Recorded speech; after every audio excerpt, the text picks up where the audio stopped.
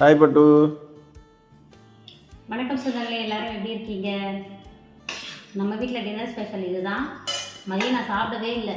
ஏன்னா அந்த பழம் இதெல்லாம் சாப்பிட்டேன். அப்படியே சாப்பாடு வேணாம்னு தோணுச்சு. மோர் ஒரு டம்ளர் குடிச்சிட்டு சாப்பாடு சாப்பிடல. இது என்னோட பங்கு தான், உங்களோட பங்கு தான். ஏன்னா நீங்களும் பழைய சாப்பிட்டீங்க. அதனால நைட்டுக்கு இருந்ததால நான் புதுசாக டின்னர் எதுவும் சமைக்கல. சோறு மட்டும் கொஞ்சம் சூடாக வடிச்சுக்கிட்டோம்.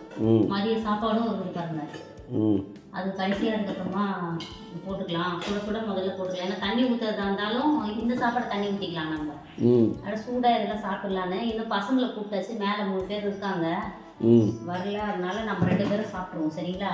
ஓகே. உங்கள் வீட்டில் டின்னர் ஸ்பெஷல் என்ன அப்படின்றத மறக்காமல் கமெண்ட் பண்ணுங்கள். மதியம் சாப்பிட சரியாக சாப்பிடலைன்னா நைட்டுக்கு அதையே வச்சு தான் ஓட்ட வேண்டியது. வேறு வழி இல்லை. 2 நாளாக இப்படி தான் போகுது. நாளைக்காச்சும் ஏதாவது நைட்டு டின்னர் ஸ்பெஷல் சமைப்பான்னு பார்க்கலாம். பூஜை பாத்திரம்லாம் இப்போ தான் தேய்ச்சிட்டு வந்திருக்கேன். நைட்டு அதெல்லாம் போட்டு வச்சுட்டு அப்புறம் தான் படுக்கணும். புதுசாக இந்த வீடியோ பார்த்தீங்கன்னா, அம்மா எதுக்காக விளக்கடியில் காசு வைக்க சொன்னாங்க அப்படின்னு தெரியாது இல்லையா?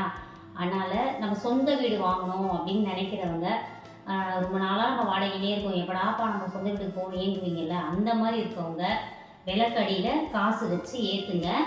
கூடிய சீக்கிரம் உங்களுக்கு அந்த வாய்ப்புகள் பண தேவை பூர்த்தியாகி நிச்சயமாக நீங்களும் ஒரு சொந்த வீட்டுக்கு போகிற வாய்ப்பு கிடைக்கும். நான் பல வருஷமாக ஃபாலோ பண்ணி நம்மளுக்கும் அந்த வாய்ப்பு கிடைச்சிருக்கு. இப்போ என்னோடய அனுபவத்தை தான் உங்களுக்கு ஷேர் பண்ணுறேன்.